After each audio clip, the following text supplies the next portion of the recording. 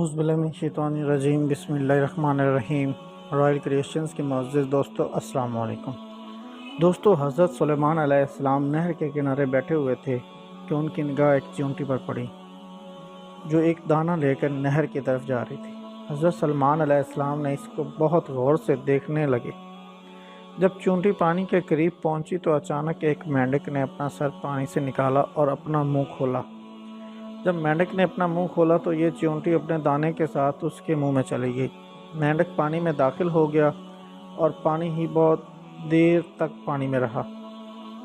حضرت سلیمان علیہ السلام اس کو بہت غور سے دیکھتے رہے۔ ذرا ہی دیر بعد مینڈک پانی سے نکلا اور اپنا منہ کھولا تو چیونٹی باہر نکل آئی، البتہ اس کے ساتھ دانہ نہ تھا۔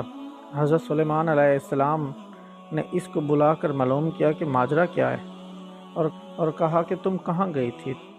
تو اس وقت چیونٹی نے بتایا کہ اے اللہ کے نبی، آپ جو نہر کی تہہ میں ایک بڑا کھوکھلا پتھر دیکھ رہے ہیں، اس کے اندر بہت سے اندھے کیڑے مکوڑے ہیں۔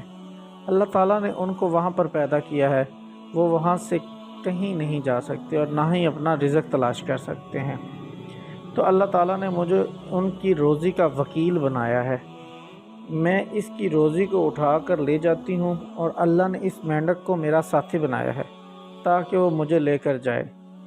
اس کے منہ میں ہونے کی وجہ سے پانی مجھے نقصان نہیں پہنچاتا، وہ اپنا منہ بند پتھر کے سوراخ کے سامنے کھول دیتا ہے، میں اس میں داخل ہو جاتی ہوں۔